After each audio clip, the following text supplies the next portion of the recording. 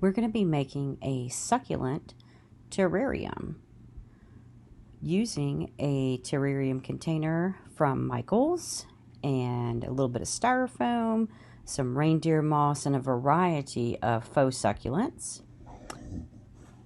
ASMR is provided by my cat CJ and my dog Mila. They are purring and snorting in coordination. Using some reindeer moss to cover up the styrofoam and some fern pins, a little bit of glue to hold that moss down. And now we're going to do something a little bit extra to this container because it is kind of plain. Don't forget to remove your sticker. What I'm going to be using on this is some stamps from Iron Orchid Designs, and that's me. Horrible shot, but there it is. And what I'm talking about right here is how the biggest problem with the IOD stamps is deciding which ones to use. Right now I'm just kind of sizing it up to see which ones are going to fit on the box the best. And the stamp collection that I'm using is the Bohemia stamp. And what I'm doing right here is I'm adding a little bit of ink to the stamp itself. Just a little bit of black ink. I'm just going to put this around the box just to give it a little bit of extra flavor, because, you know, these are MDF boxes normally that you find at places like Hobby Lobby and Michael's and other craft stores. So we just want to jazz it up and make it look just a little bit more interesting or expensive, and kind of hide the fact that it is MDF. And when you put your stamp on, you just want to lay it on there gently, and then just, you know, they always say commit, don't shift, but I'll be honest, I shift all the time. Here is the stamp, the way it looks. And I did have a little bit of extra paint, like that was crested and stuck on it. You can use ink or you can use paint, and I had used this set with a little bit of paint, and I did not clean it like I should have when I was done with it. So it kind of left a little spot where the ink didn't transfer over, but it's okay because it looks really neat like that. It looks like it's kind of worn and weathered, which is really the look I'm going for. And doesn't that look gorgeous and beautiful? Just a little bit of ink and a stamp, and oh my gosh, it is transformed. It really is. And you can see here, I'm pointing out that this is MDF and just how terrible it looks close up. So there it is, close up view. They try their best to paint and make it look better than what it is, but we all know what MDF is. We know it's not the greatest thing in the world. So that's why these stamps are really fantastic, because, you know, the stamps are just a little slight investment, but you get to use them over and over and over again, and you can transform pretty much anything you have. You can transform containers, you can stamp on wood, metal, you can use it for mixed media art, canvases. There's just so many different things that you can do with these stamps. And see that I'm showing you there how when I stamped on this, I didn't put full pressure across the entire stamp. And some of the areas where I didn't put enough pressure on, it didn't leave as good of an impression. But it's still gorgeous like that. I love it. And I think this turned out really nice with that Bohemia stamp. And this is just one little strip from that stamp. The Bohemia set, all the stamps are a 12 by 12 set. It's this big huge sheet, and you get multiple designs that are made to coordinate with each other. You can use them all together, you can use them separately, so you do get a lot of use out of these stamps. And there's the finished piece, and you can see just right there I had that stamp in my hand. It was all magically clean. I actually just used a Clorox wipe and just wiped it off, but you can just rinse them off. Once you're done with them, just warm soapy water, not hot. Don't put them in a dishwasher. They are made of silicone, but they last a good long while.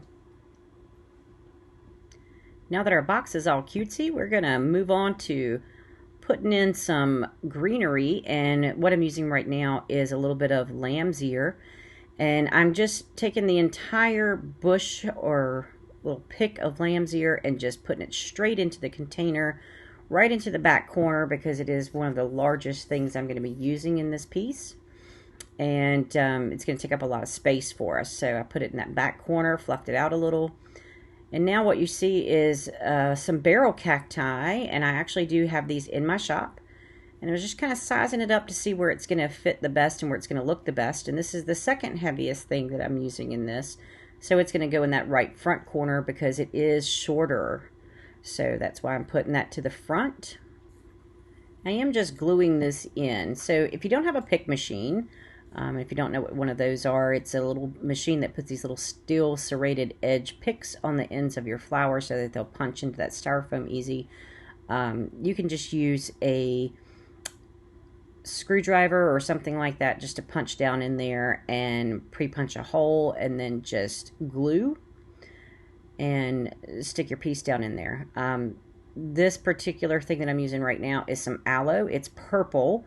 I actually do have the aloe in green, but I decided to use some purple because we're going to be putting a lot of greens in here, and we've got to break it up. And so right now you're seeing me using some, sizing up some hens and chicks, and you can see that it's got just a little bit of light pinkish purple tones around the edges, which is perfect to match up with that purple aloe. But then it also still plays into that green as well. So it helps out with our shading and our color tones.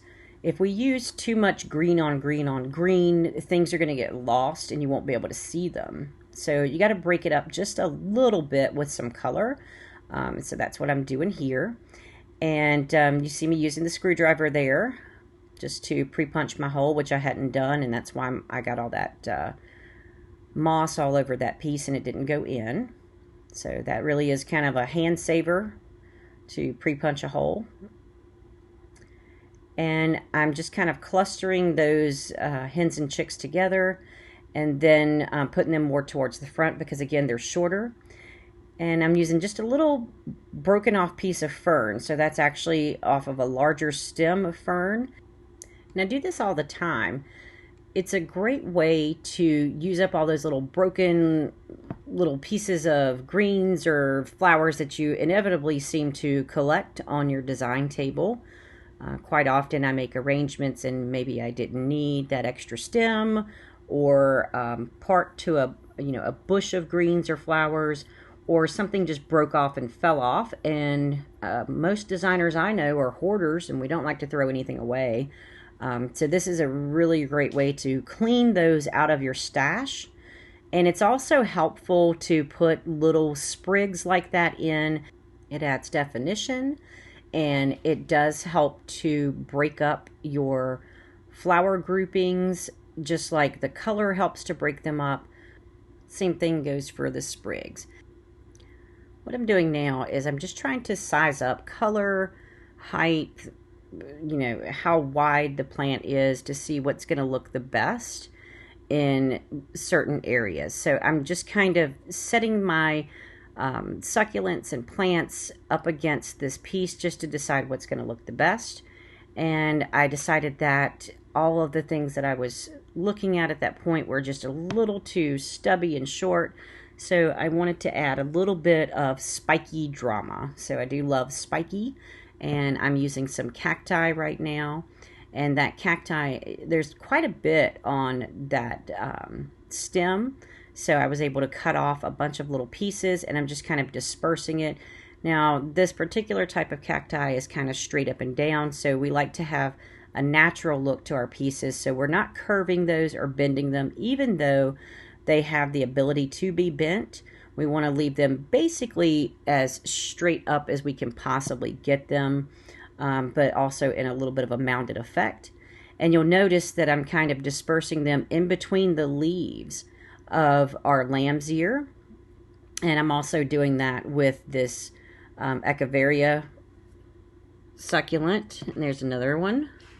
This one's more of a plummy color. I'm getting a lot of green to the back, so I definitely had to break it up with a little bit of color. This particular Echeveria is available in my shop as well. The cacti, I don't think I have them listed right now, but they will be soon. But as you can see, I'm still trimming a lot off of that stem of the cacti. And I'm using this to disperse all around the container and bring some of that cacti that's in the back towards the front and in between those leaves, kind of like it grew up in between that lamb's ear, and or maybe the lamb's ear grew up in between the cacti the way it would naturally if you saw this out in a garden or out just growing wild. Those plants, they tend to grow together. Succulents like to cluster together closely, but things like lamb's ear, which is considered a weed here, I don't know about where you live, but definitely a weed here. Lamb's ear just kind of sprouts up and just shoots up in the middle of everything. It doesn't care. So that's what I'm trying to emulate here, and also bring a little bit of what's in the back to the front. And I'm also adding more color with some mini hens and chicks. That's more of like a burgundy tone, which still plays in well with our plum color. And you'll see I'm kind of dispersing that around to the front and to the sides, more towards the back, so that we can start bringing color from the front to the back and then color from the back to the front. Have a cohesive look. And I've got a shelf mushroom there. And the shelf mushrooms, yes, I know that when they grow on a tree, they grow the opposite direction, but I love the texture that's on the back of the shelf mushroom. So I tend to flip that over and use the textured side rather than the flat side. That's my favorite way to use that particular dried plant. And that is a real, actual preserved shelf mushroom. So if any of you guys know the way it actually grows, don't give me any grief for it. It's design. We can do whatever we want. As you can see, our little terrarium is starting to get very full, very lush. Lots of beautiful greens and succulents in there. Lots of beautiful color. We do have clusters of succulents all over the place, and kind of growing into each other and really kind of close together, but also you can see every individual plant that we've put in here because we have put those little divider pieces. You can see how much just a few little broken stems can make a huge difference to a piece like this.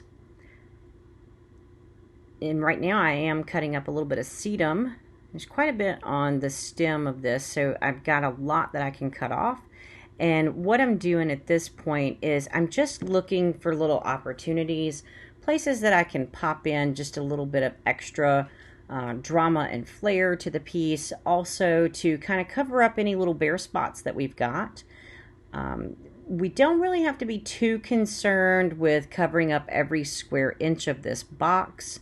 We do have that reindeer moss there. That's what it's for. It's there to cover up any of the styrofoam that you would see if you didn't have a flower there. But big obvious holes, we do need to fill those in, so that when we're viewing this piece from any side, we're not going to see just big gaping spaces, wide open spaces where there's nothing there. And so that's all I'm doing at this point. I'm just kind of spinning this around, looking for any opportunity I can to fill in. And just about done with this piece. Also it's 4th of July. I'm hearing a lot of fireworks happening in the background, and I kind of want to get out there and see those fireworks. I kind of stopped right here with putting things in this video. I did go back the next day and add a couple of pieces to the front. You can see those obvious holes right there underneath that lamb's ear leaf in between the shelf mushroom and my hens and chicks. So I did fill in a little bit there, and just a couple of little spaces in the back. I think I used another barrel cactus towards the back just to fill in. But as you can see, a pretty great complete piece.